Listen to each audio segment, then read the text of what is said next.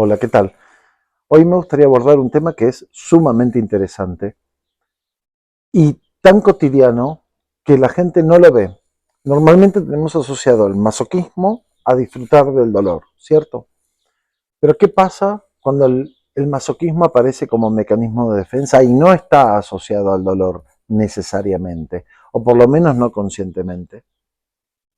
Para esto vamos a hacer primero un pequeño recorrido, lo más rápido posible, por las diferentes explicaciones que hay sobre el masoquismo, porque también al pensarlas se hacen interesantes. Vamos a tener las explicaciones freudianas, ¿no? Una de ellas son que las pulsiones se van en la infancia, se van a entrelazar el dolor con el placer, ¿no? Entonces, luego, con los años, va a pasar lo mismo. El dolor y el placer van a estar vinculados. Esta explicación también la van a dar otras corrientes luego. También va a hablar de una posición femenina que en realidad no tiene que ver con la mujer, con la feminidad, sino con la posición pasiva, que es la entrega, esto lo vamos a ver en la obsesión también, la entrega pasiva al amo. Soy tuyo, me entrego, soy para ti. Y esto va a pasar en diferentes ámbitos, no necesariamente sexuales, pero también sexuales. De hecho, en la sexualidad va a aparecer el masoquismo también como una forma de entrega, yo diría casi infantil al otro. ¿Por qué? Porque estoy rompiendo los límites, donde el otro hasta me puede hacer mal, me puede pegar o causar dolor, pero no siempre. A veces está la dominación, donde se juega mucho este juego de la entrega al amo completamente, que es una vuelta a la infancia en definitiva. Es la posesión, es la reunión, es un intento de que pase esto que se va perdiendo, nos vamos individuando cada vez más, vamos dependiendo menos del otro y también hay instancias psíquicas que extrañan esa dependencia, ese pertenecer. Después decimos, no, yo soy independiente, salvo que soy de tal equipo de fútbol, de tal iglesia, de tal país, de tal ciudad, me gusta tales coches, pertenezco a la asociación tal, ¿se entiende? Hay un retorno al pertenecer, al grupo, al otro, pero a veces a algo más intenso, ¿no? Al otro que me quiere y me desea.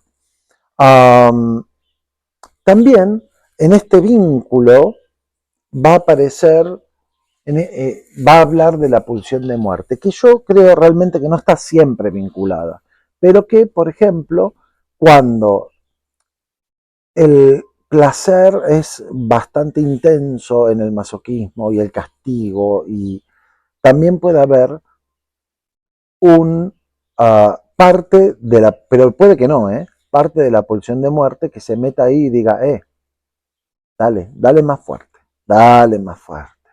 acércate a mí. Yo no creo que siempre vaya a ser así, porque la pulsión es una pulsión y es susceptible de vincularse con otras o no, no es una condición. También nos va a hablar de la moralidad, del masoquismo. Lo que pasa es que acá ya entramos en para mí, en una especie de masoquismo secundario, no primario. ¿Por qué? Porque va a hablar del masoquismo como pago de culpa. El sujeto que se siente culpable, que esto es bastante común, va a hacer algo para que lo castiguen. O directamente va a ir a quien lo tiene que castigar, o se va a autocastigar para poder expiar su culpa según sus parámetros de lo que es culpable o no en su super yo. Pero acá más o menos, hasta aquí están las explicaciones. Pero hay una explicación principal de Freud que es la que yo voy a tomar después. Se las cuento luego. Después está Melanie Klein, que Melanie Klein básicamente va a hablar, no es tan diferente de Freud, lo que pasa es que lo va a posicionar en un lugar y en un tiempo diferente, donde el niño ya en temprana edad tiene sentimientos agresivos con los padres, con la madre, y va a tener culpa como, como una reparación. Entonces, ¿qué pasa? El propio sometimiento es como que repara esta ambigüedad de sentimientos, que vuelta le va a pasar a muchos con los padres que los odian y los aman, les desean hacer una putada pero después se entregan pasivamente, o el obsesivo que está con el padre amo o ley que lo represente y siempre va a tener ahí una cosa de te voy a reventar, te voy a ganar, pero al final el amo siempre gana. El amo siempre gana, porque si el amo no gana, no es amo. Y el obsesivo necesita un amo. O sea, es una batalla siempre perdida. Es como esto de Matrix, que estaba predestinado siempre a perder y a repetir la historia. Lo mismo, lo mismo. Entonces, en Melanie Klein habla de una fantasía, acá tengo algún apunte que otro, fantasía de haber dañado la culpa y el sufrimiento como reparación. Entonces, sufro, pero a la vez todo eso me genera un vínculo con el objeto. Lacan dice que va más allá del placer, habla del goce. Que hay un goce que va más allá del placer y que no está justificado. Digamos, no es para reparar ni para compensar, sino más bien el goce es en la posición de ser un objeto del otro. Esto habría que verlo. Yo no me cierra del todo, pero él va a plantear eso, que es el goce en sí. Pareciera ser, por lo que estuve investigando un poco, que parece un retorno, que esto sí sucede mucho y está implícito en lo que hablábamos en la dominación y en el sadismo, un retorno a la infancia, a la posición gozosa de pertenecer al otro. Que el goce no está allá en me castiga porque hice malo, porque reparo, o porque está entrelazada, sino que el goce es que lo puede hacer porque me entrego y me posee. Ustedes me dirán, bueno, claro, por el sadismo, pero esto va a pasar sin necesidad del masoquismo y del sadismo en muchísimos ámbitos sociales, donde el pertenecer es lo que produce placer y ser poseído por la entidad, objeto, institución, persona, es lo que el sujeto quiere, porque hay un retorno a esa cuestión infantil y también de la especie, esto de pertenecer a la manada, de tener un líder, donde hay un goce. Esto se ve, por ejemplo, en política, ¿no? La gente tiene una orientación política y no es orientación intelectual, es todo lo que es mi grupo, de mi tendencia, es bueno, y lo que es del otro, sea lo que sea, es malo, por más que digan lo mismo que el mío. Si es lo mismo, es malo. De hecho, hay entrevistas que les hacen a la gente preguntándole frases, si están de acuerdo con ciertas frases y ciertas no, y resulta ser que con las que están de acuerdo son las del partido opuesto, y con las del propio no están de acuerdo. Pero el sujeto trata de detectar rápidamente quién lo dijo. ¿Por qué? Por pertenencia. Porque si los dijeron los de tal grupo, que no son mi grupo, es malo, es malísimo. Pero si decís, no, lo dijo tu grupo, no le va a pasar necesariamente a todos, pero una gran mayoría les pasa y ni siquiera se dan cuenta, ¿eh?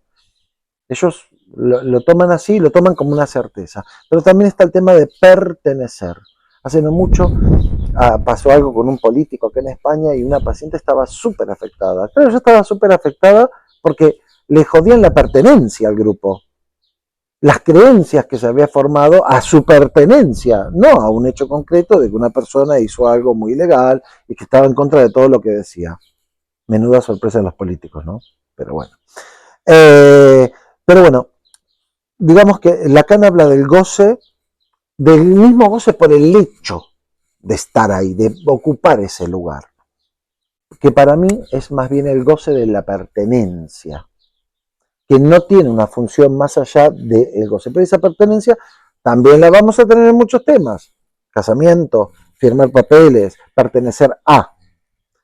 Hay otras corrientes, por ejemplo, de la biológica de las neurociencias, que van a decir algo también similar, que cuando se supera cierto límite, se convierte en placer.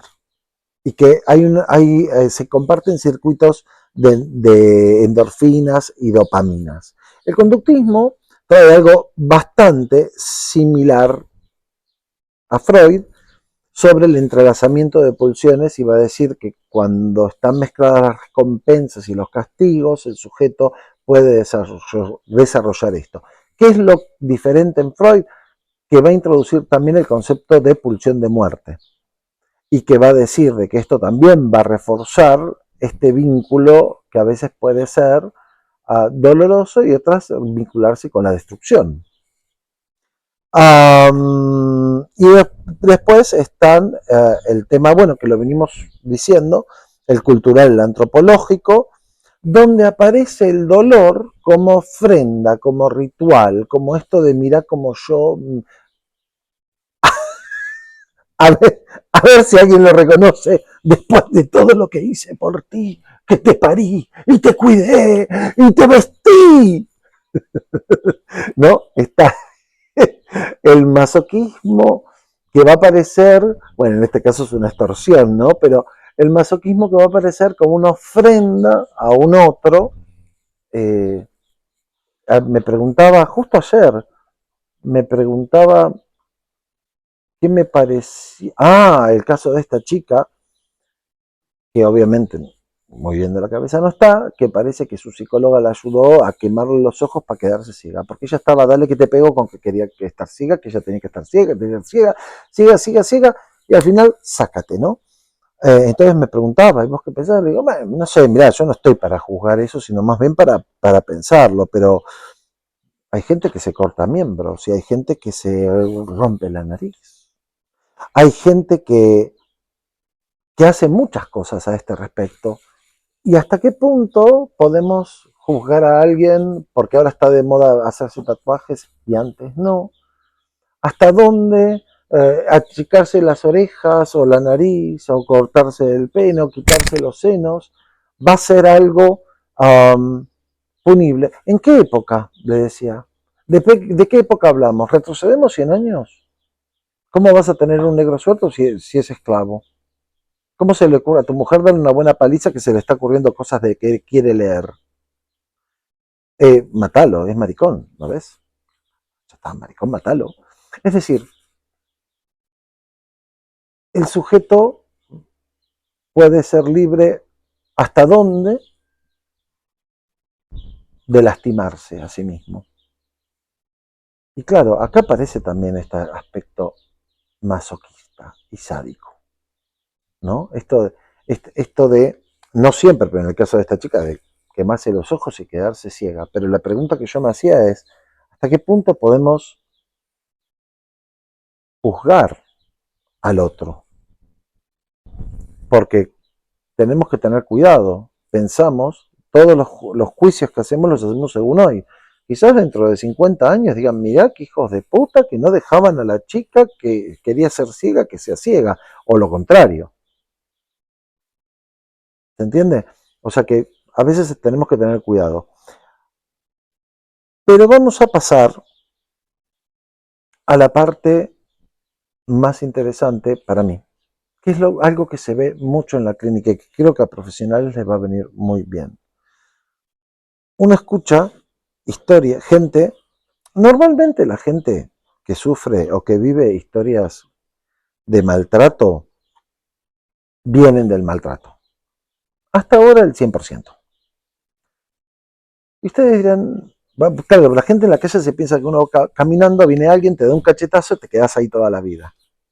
Y ya está. O porque no tenés dinero te lo aguantás. ¿Qué va? No es así. El sujeto lucha por quien es, por lo que es. Pasa, mira, pasa por cosas tremendas para ser quien es. Entonces, esta cuestión, hay gente que le gusta mucho creer que son todas circunstancias externas. Hay gente que evidentemente poco entienden del vínculo del sujeto con su propio deseo y con sus luchas, etcétera, etcétera. Porque tenemos muchos casos en la sociedad de gente que ha estado prohibida, no prohibida, prohibidísima, y que han arriesgado sus vidas por tener que ser quienes son. Y no han podido dejar de ser quienes son. Ergo, si vemos que en la sociedad hay gente que le pasa eso, obviamente algo más profundo le tuvo que pasar del orden de lo casual a la gente que se queda en el malestar para que se queden. Más allá de que les haga mal, perdón. Y hay algo que me di cuenta, que en todos los casos donde la gente sufría, y en todos los casos que escuché donde la gente lo pasaba mal, y donde se les repetía una y otra y otra y otra vez el maltrato o el sufrimiento, no era nuevo, nunca era nuevo. Era algo antiguo, era algo lejano. Y ustedes me dirán, bueno, claro, pero repite. ¿Pero saben por qué repite? Porque la persona se vuelve masoquista. Pero no un masoquismo consciente, cómo me gusta este dolor, sino un masoquismo adaptativo, un masoquismo como mecanismo de defensa. ¿Cómo coño hago yo para sobrevivir frente a esta persona que me hace mal? Pues me adapto. ¿Y en qué me adapto? Me adapto a que me maltraten, me adapto a aguantar ese dolor. Les dije antes que iba a hablar sobre una cuestión que habla Freud, que a mí me encantó y me quedó grabado, pero porque lo veo en los pacientes. Freud dice, el masoquismo es la vuelta del sadismo. Todos tenemos sadismo. Tenemos que poder sobrevivir, cazar, abrirnos caminos, luchar con situaciones. En todo eso se va a sublimar el sadismo. No es que vamos a salir a matar jabalíes. No, algunos sí. Pero normalmente el sadismo es la agresividad. Va a decir sadismo, agresividad, ojo. La agresividad del sadismo la vamos a necesitar para poder defendernos y abrirnos camino en la vida. Creo que prácticamente casi todas las especies, en mayor o en menor medida. Porque está bien, algunos dirán, no, yo no como animales, pero matas plantas. Y está viva también. Entonces, lamentablemente, tener el cuerpo es matar o morir. A lo que sea, pero es matar o morir. Estamos en este sistema, digamos. Ahora bien, él lo que va a decir es, todo sadismo, que es para defenderte, para luchar, para obtener lo que necesitas, etcétera, etcétera, todo sadismo que no sale hacia afuera y es reprimido, vuelve hacia el sujeto en forma de masoquismo. Porque, no me acuerdo bien cuál libro, pero lo explica, donde no existe necesariamente el masoquismo, sino que el masoquismo es una vuelta del sadismo. Y acá ya empezamos a ver una clave de todo lo que estoy hablando. ¿Qué le pasa al sujeto que de pequeño queda sometido? La persona que queda sometida a sus circunstancias, donde le pasan cosas injustas y tiene que acallarse. Cuando yo tengo bronca, ¿qué le pasa al que va al trabajo, no? Y le hacen una injusticia. Y encima el jefe o la jefa lo caga pedos. Llega y está toda la noche ahí rumiando, diciendo la puta que el parió, porque mañana voy a decir porque es injusta, porque yo hice tal cosa, yo hice tal otra. Y no duerme del odio. ¿Por qué? Porque ese sadismo no pudo salir fuera y se le hace angustia. Y para que no se le angustia, rumia. Entonces, al rumiar, lo trata de elaborar de alguna manera, pero se queda con odio. Necesita soltar eso para afuera. Entonces vamos a tomar esto. Cuando el sujeto no puede sacar su sadismo fuera, su bronca, su odio y demás, no en todos los casos. Por ejemplo, ustedes miran, sí, voy a dejar que el nene se me suba a la mesa y me rompa todos los vasos. No. No. Ahí se tiene que reprimir. Pero ¿qué pasa? Esa represión va a ir hacia el super yo. Esa energía va a ir hacia el super yo y el super yo va a ser sádico y le va a decir, ¿qué haces, nene? No subas a la mesa, tal loco, no puedes subir. Voy a romper un vaso, abre la cabeza te voy a romper. Deja ese vaso yo mismo ahí. ¿Se entiende?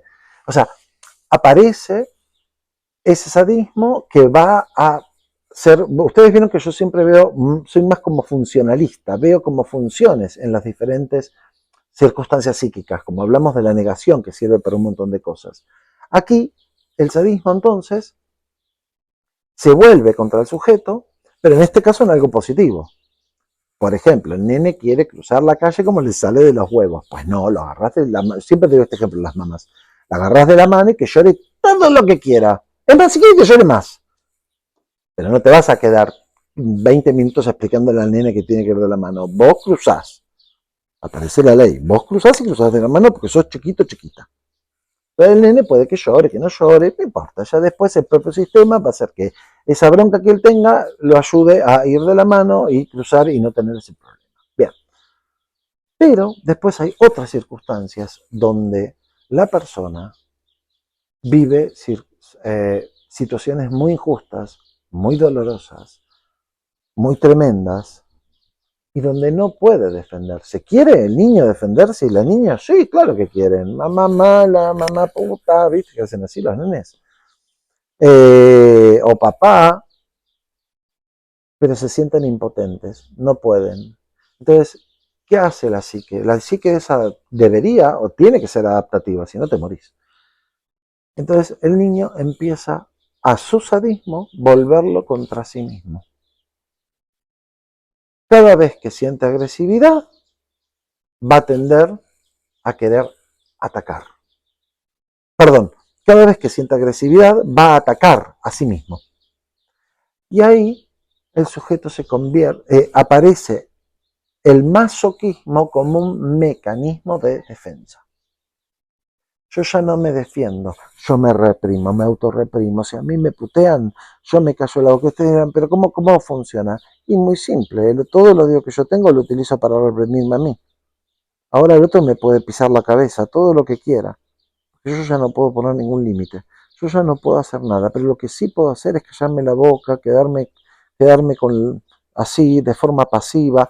Un poco lo que decía Freud con respecto a la posición pasiva frente al otro.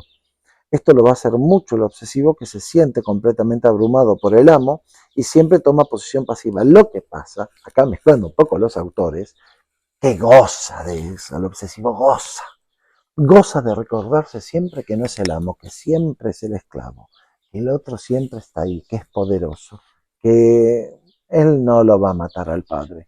Anhela matar a ese padre poderoso, pero no, porque lo que más anhela es someterse a ese padre poderoso. Le somete y obedece, ¿qué querés que haga? ¿No? Entonces aparece este mecanismo que, como les digo, es la vuelta de la propia agresividad. ¿Qué va a pasar? Con los años el sujeto crece, tiene un novio, una novia, amigos, gente que abusan de ellos, que los putean más o menos, que los denigran. Y el sujeto la única reacción que puede hacer es ser bueno, buena, no hacer nada, decir, pero si yo hago ser muy obediente, nunca decir, che, ¿qué te pasa?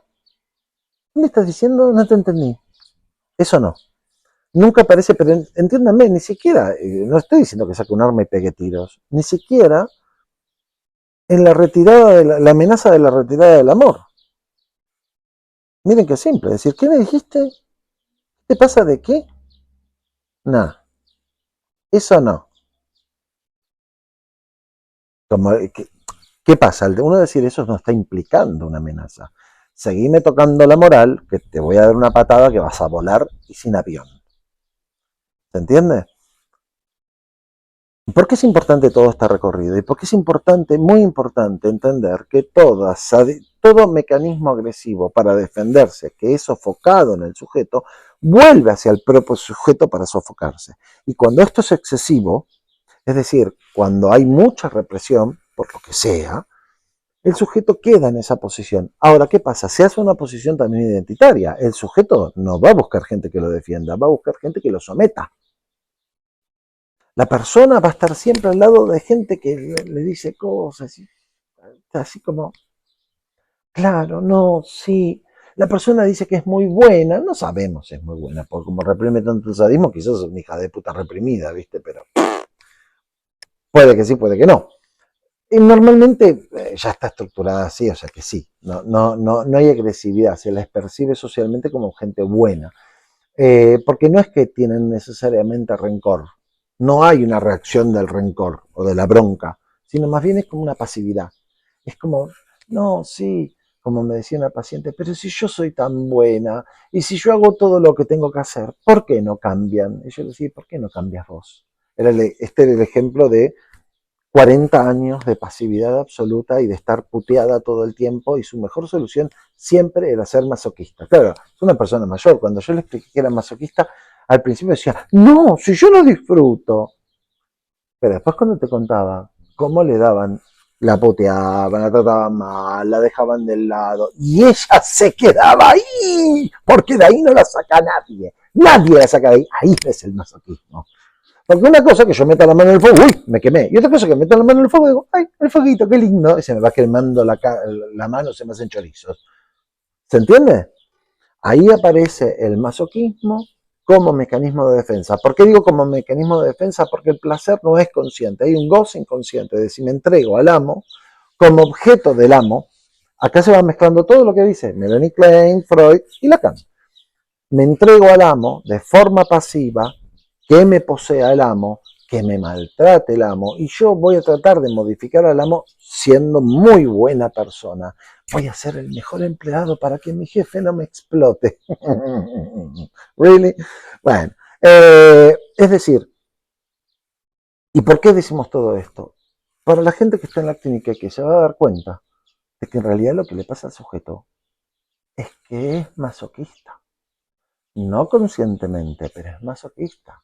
Va a repetir esa escena una y otra vez. Ustedes miren, bueno, pues, no, pero que no la repita. ¿Cómo no la va a repetir?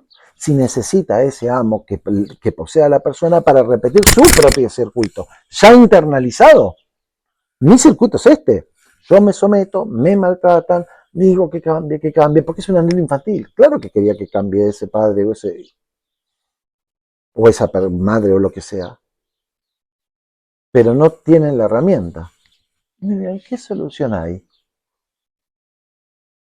Y bueno, esto es pensar, es psicoanálisis, no es todo lindo, todo lindo y todo amor. Boludeces no. Tiene que ver con retomar el sadismo de la persona.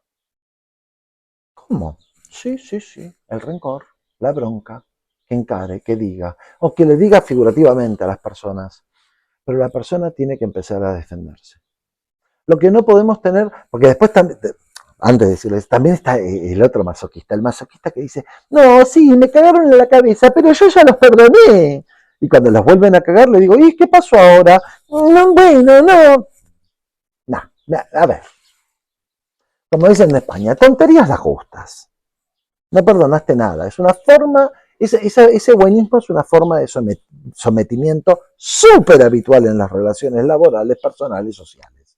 No, bueno, yo ya lo perdoné, perdón. El perdón implica de la otra parte arrepentimiento y reparación. ¿Hubo acaso arrepentimiento y reparación? No, bueno, pero yo, porque ahí dicen que hay que perdonar. No, el perdón requiere arrepentimiento y reparación. Si no es una forma de sometimiento con otra palabra. No podés perdonar a quien no se haya arrepentido y haya tratado de romper algo. Como yo paso por tu casa, te tiro un piedrazo, te rompo las ventanas y me decís, ay, lo perdono. Porque seguramente, y al otro día vengo y te rompo las otras ventanas. El sujeto necesita, o por lo menos para mí, clínicamente, primero rever esas situaciones, porque entiéndalo, están tan acostumbrados a ese masoquismo que lo viven como algo completamente normal y natural. Es como, claro, si me cagan en la cabeza, me limpio un poco, me acomodo el pelo, ya está.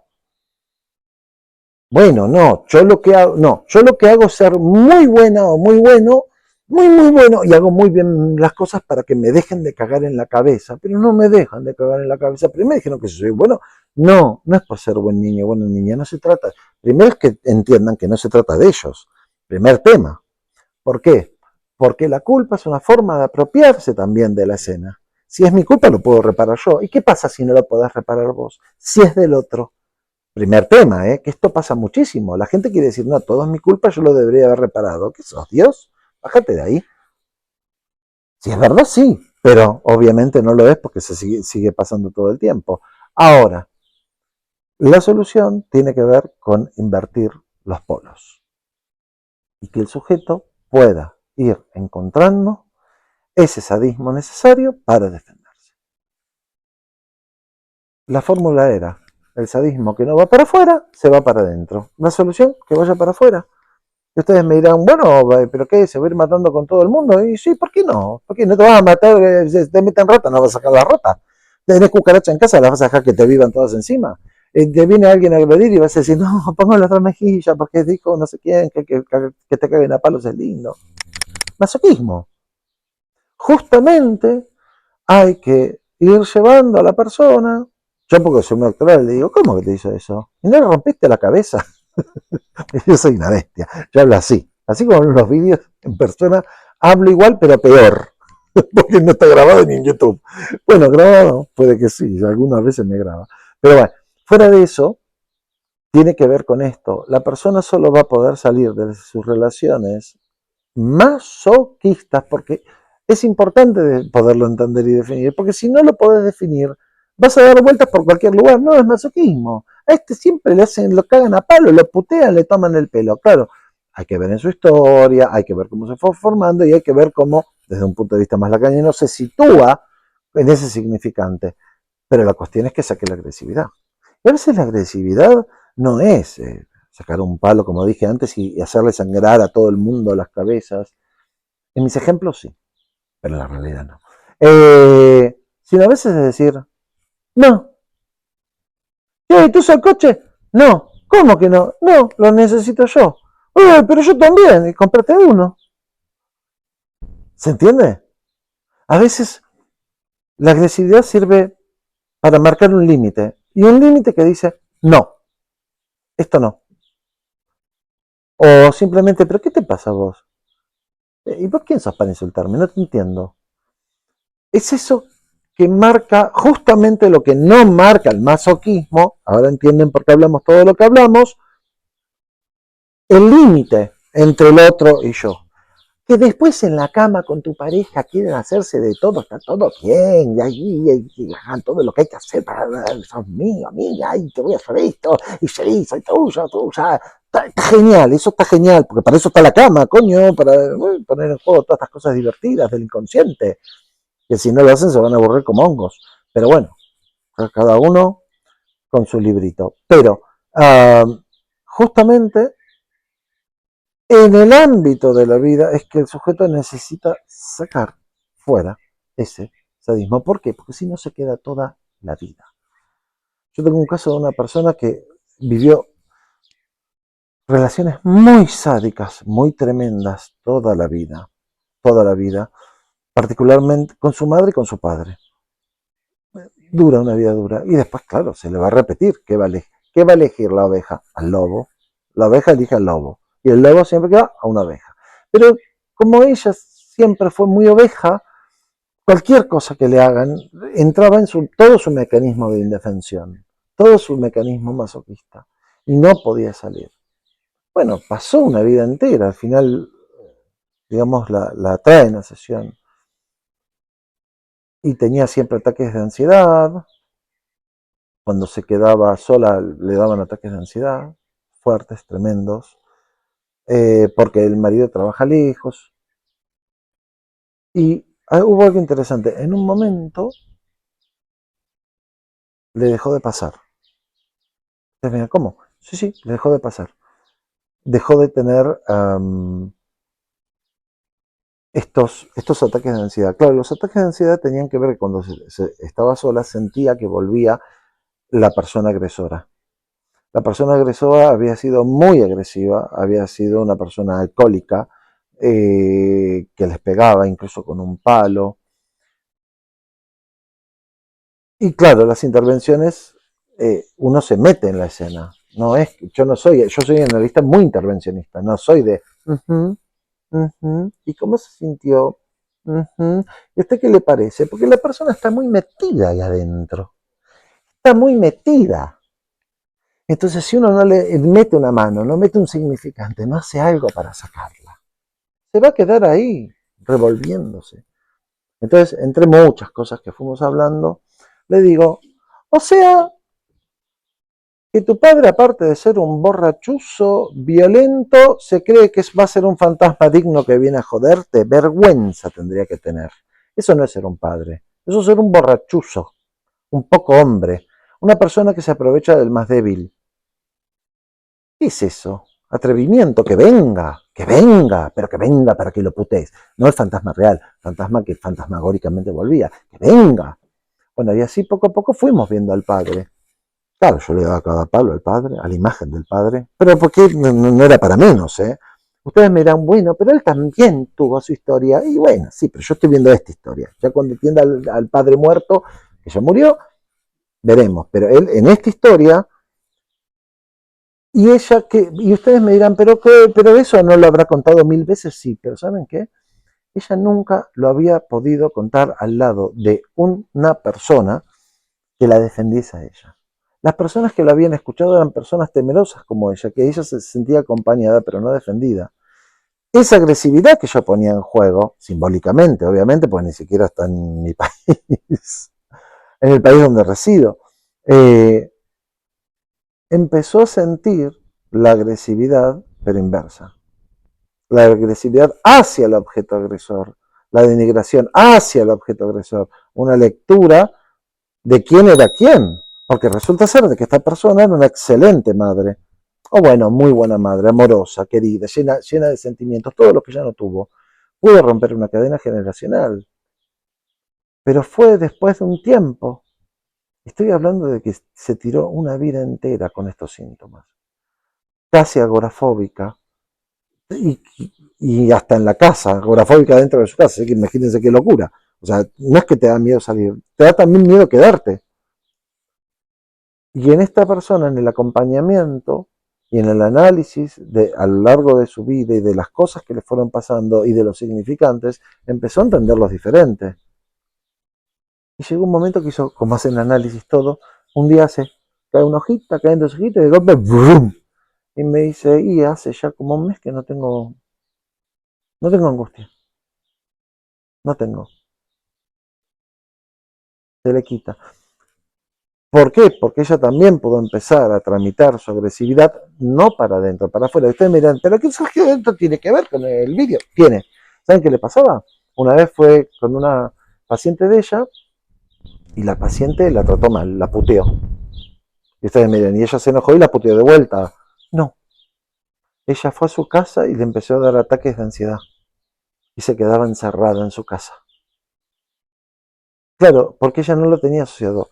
Cuando la otra la putea injustamente la putea, ella se siente completamente indefensa, pero no solo eso, sino que toda la agresividad que ella siente que tiene que apuntar hacia la persona, se le vuelve. Entonces vuelve a su casa y le empieza a dar ataques de ansiedad, tiene que suspender a todos los pacientes que tenía el día siguiente para quedarse encerrada.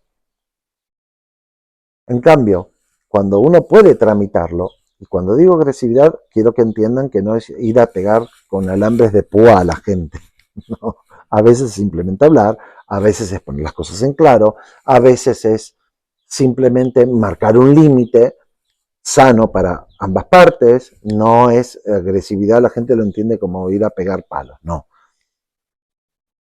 Pero la solución, cuando encuentren siempre en sus vidas, en especial los terapeutas, todos los que trabajamos con gente que están en esta posición tan masoquista, y dirán, ¿por qué masoquista? Porque se la repite todo el tiempo y se quedan allí donde está el dolor, no lo disfrutan conscientemente, se quejan, pero se quedan, es que saquen su agresividad para marcar un límite. Por eso aparece el sadismo, el masoquismo como mecanismo de defensa. Me defiendo de un mundo agresivo dejando que me caguen a palos, por lo menos así no me muero. Ahora quizás el tema es reinterpretar esta posición psíquica y poder decir no, no, hasta acá podés y más de acá te corto la cabeza. En fin, ¿qué era esto? Que les mando un saludo grande y espero que les haya gustado. Hasta luego.